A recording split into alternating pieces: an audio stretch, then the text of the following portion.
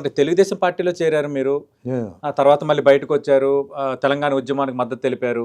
తర్వాత భారతీయ జనతా పార్టీ, అంతకన్నా ముందు Bharatiya Janata party. First TDP with hmm. They వాళ్ళు బీజేపీతో జాయిన్ అయ్యారు హ్మ్. వాజ్పేయి గారితో. హ్మ్. తర్వాత ఇద్దరు ఓడిపోతే వాళ్ళు సెపరేట్ అయిపోయారు. Hmm. తర్వాత సైలెంట్గానే ఉన్నారు. అప్పుడు కాంగ్రెస్ పార్టీ వచ్చింది. బట్ నేను ఐ డెంట్ జాయిన్ పాలిటిక్స్ అప్పుడు. Hmm. నేను షూటింగ్ అవి నేను చేస్తూనే ఉన్నాను. తెలంగాణ ఎప్పుడైతే వచ్చిందో నేను ఉద్యమం. అప్పటికే హైదరాబాద్, ఎందుకంటే 89లో నేను ఇక్కడికి వచ్చాను. అవును.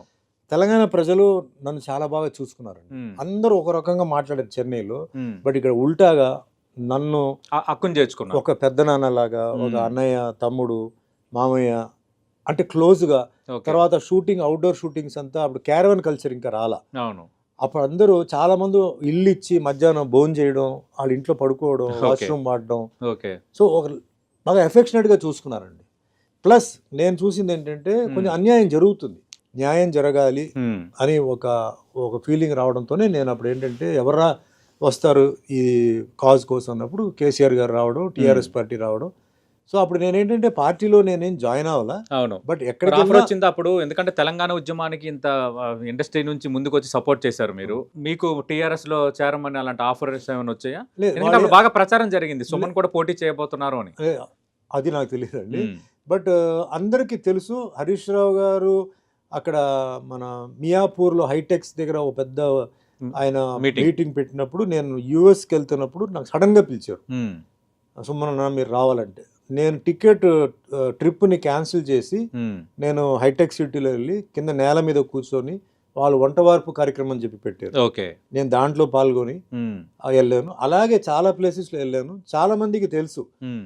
టీఆర్ఎస్ పార్టీలో నేను ఎక్కడెక్కడ ఎలా మాట్లాడాను ఓకే.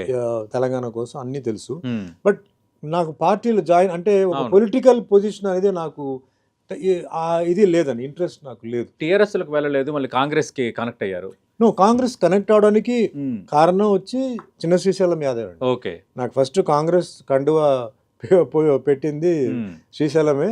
ఒక చిన్న మీటింగ్లో మాట్లాడాము. నేను Okay. ఒకటే చెప్పాను, అంటే కాంగ్రెస్ పార్టీ సభ్యత్వం తీసుకున్నారు. తీసుకోలేదు, Hmm. I'm not taken. Okay. I came and I work and I support. Supported. Plus okay. నేను రేవంత్ రెడ్డి గారి గురించి, కాంగ్రెస్ పార్టీ గురించి కూడా నేను చెప్పడం అన్ని చెప్పి, దీంట్లో ఏమి రెండు పడవలో రెండు కాలు దాయడానికి ఏం లేదు. అవుట్ రైట్ అండి. ఓకే. జనాలు ఏదైనా అనుకోండి, Hmm. నేను కాంగ్రెస్ పార్టీలో ఏమేమి ప్లస్ పాయింట్స్ ఉన్నాయి, బికాస్ అవును. Congress party is the only party which can support Hindu, Muslim, Christian, Sikh, Parsi Hmm. And Buddhist and Right. Jains. Hmm. No party can support everybody. Every party has got some little bit of difference అంతా ఉంది. So అలాంటి clarities అన్ని నేను